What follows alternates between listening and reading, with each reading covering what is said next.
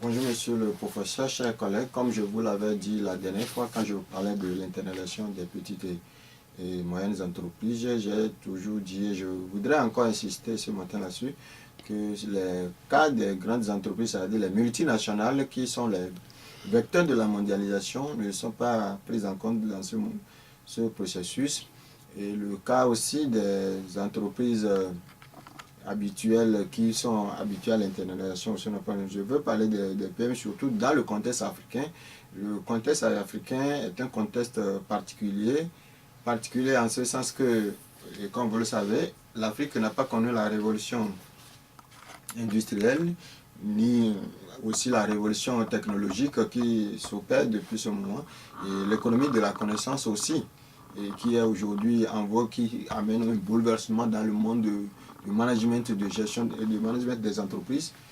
L'Afrique était en marge de ce processus-là, mérite une attention particulière, mais cela ne veut pas dire que l'Afrique serait en marge aussi des paradigmes. L'Afrique doit pouvoir étudier dans quelle mesure adapter ces paradigmes-là, qui sont des paradigmes occidentaux, à l'évolution ou à la gestion des entreprises en Afrique, fussent-ils des petites et moyennes entreprises. C'est dans ce cadre-là que je voudrais aujourd'hui aborder la prospective paradigmatique, c'est-à-dire dans les prochaines années, quels sont les grands paradigmes qui vont émerger dans le domaine de l'internalisation, surtout des PME.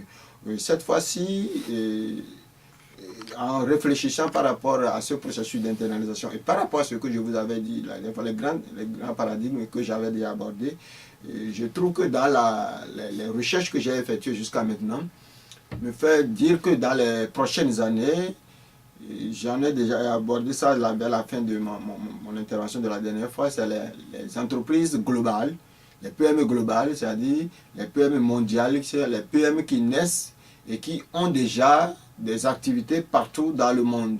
Et ces activités, partout dans le monde, soit c'est l'exportation de leurs produits, ou soit c'est avoir un distributeur quelque part pour pouvoir échanger avec ce partenaire, ou soit c'est avoir juste un bureau de contact quelque part dans le monde. Ça, c'est des entreprises qu'on appelle des entreprises globales, des PME nées globales.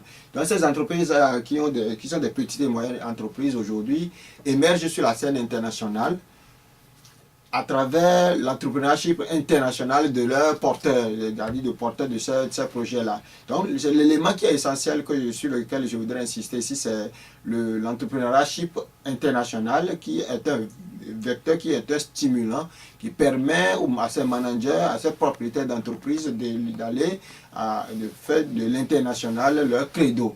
Donc, dans ce contexte-là, on peut dire qu'en Afrique aussi, on a besoin de ces leaders visionnaires, de ces managers visionnaires, de ces managers qui impriment cette dynamique d'entrepreneurship international à ces petites et moyennes entreprises pour pouvoir bénéficier, tirer meilleur parti de l'internalisation. Vous savez, je vous le rappelle que l'internalisation a beaucoup d'avantages, bien qu'il y ait des risques liés à cette activité, du fait de la distance, du fait de l'éloignement géographique, institutionnel, tout ça, même du fait de certains risques liés à certains pays particuliers.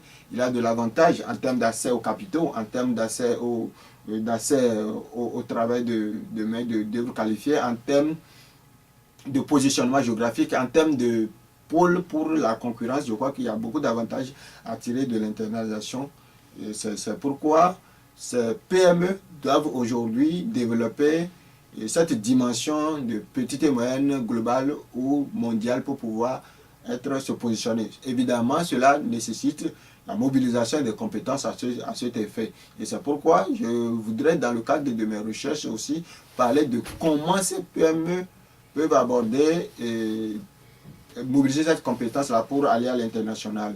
L'autre paradigme qui va émerger prochainement, c'est la gestion des risques, la théorie des risques. Et traditionnellement, on parle des risques pays, qui est lié au risque de l'internalisation, au risque d'expropriation, tout ça. Mais aujourd'hui, dans le contexte de la mondialisation et de la nouvelle économie, l'économie de la connaissance, les risques sont des risques globaux, c'est-à-dire des risques au niveau planétaire, liés à la multiplication des conflits de toutes sortes, liés à la criminalité internationale, au terrorisme international, ou à différentes formes de risques aujourd'hui qui sont des risques diffus, planétaires, les entreprises, qu'il s'agisse des PME ou de grandes entreprises, doivent faire face à ces risques-là. Moi, je trouve que dans le cas des PME, il s'agit d'une dimension importante à maîtriser. C'est pourquoi je trouve que dans les prochaines années, le défi sera le défi de la gestion du risque global. Je vous remercie.